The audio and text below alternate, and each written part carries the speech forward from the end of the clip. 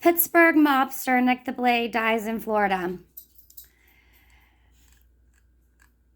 This is Gino's cousin. His name is Eugene Gesuale. I'm sorry, this is Gino's uncle, not his cousin. This is Gino's uncle, who he is named after. His name is Eugene Gesuale. His nickname was Nick the Blade.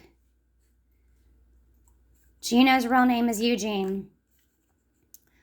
Once fodder for newspaper crimes, blotters, and mob trial headlines, Eugene Gesuale made his way back into print for a final time in the same way as many of his former Pittsburgh gangster buddies, through death. The notorious drug dealer was a quick temper who called himself Nick the Blade. Died Friday while sipping a glass of Pinot Grigio at a bar in Ormond Beach, Florida. Gesuale was 73. So then it just goes talking about his death. He was as bad as it gets. He was the ultimate thug, says Allegheny County Common Pleas President Jeffrey A. Manning, who helped prosecute Gesuale in the 1980s while working as an assistant U.S. attorney. He loved playing the role of the mafia, capo, the don, even though he wasn't one. Well, he was. Gesuale was not even a made member of the Pittsburgh mob, it says, but he was. However, he was a mob associate who was particularly close to the late Michael Genovese, the local mafia's longtime boss. Hello. Along with high-level drug dealing that controlled most of the cocaine market in the city of Pittsburgh. Gesuale was involved in bookmaking, loan sharking, and extortion, the commission reported. He also ran a prostitution business. Gino's dad is all involved in this as well. In Manhattan's Little Italy section, which the apparent approval of the New York City mob families, the commission said. Police arrested Gesuale 13 times between 1959 and 1981. None of the cases resulted in a conviction.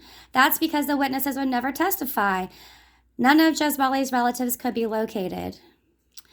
The judge ticked off examples of Gesuale's violence, stabbing people over games of basketball and pool, including blah, blah, blah, and Shady Side. Eugene Gesuale was a kilo-weight drug dealer, a thief, and a violent criminal. He was vicious. He was immoral. He wasn't about what was right and wrong. He did whatever he wanted. Hello? Do you hear what I'm reading? This is his uncle, his clone, his father's brother, and they were in this together. Between 1970 and 82, Gesuale grossed $1 million from his illegal operations, well in excess of. Would equal roughly $3 million today. The bankroll allowed Gesuale to live in a penthouse apartment this is over by the zoo in Pittsburgh. Most afternoons could be found making deals out of a bar in Swissvale. A former Gesuale cocaine dealer and a bike gang member testified in court. Sounds familiar, right? But now we got Bob's Bar in Murraysville. An FBI employee in 1985 tipped Gesuale off that the agents were closing on his drug ring. He fled the country. Agents caught him in Kingston, Jamaica in July 86. Investigators knew he was a big basketball fan. And at that time, there were only 2 satellite dishes on the island. So that's how they found him, watching basketball. Gesuale returned to Pittsburgh to face federal charges. His trial started, but he ended up pleading guilty to federal drug charges and conspiracy, income tax evasion, and being part of a criminal enterprise.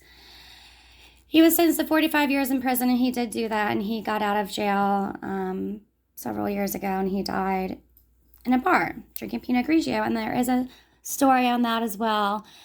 He made threats, so he was prohibited from returning to Pittsburgh. He made threats against me and others. He said, one of these talk about him like peeing off of a balcony and while sniffing a line of cocaine at the same time. And so Goodfellas, Nick the Blade, blah, blah, blah. I can show you some pictures of him.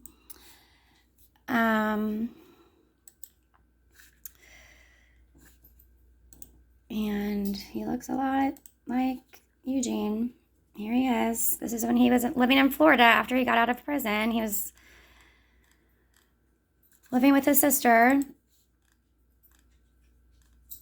The 6'4", 250-pound East Liberty mob enforcer was caught on camera snorting cocaine with one hand while urinating off a balcony with the other.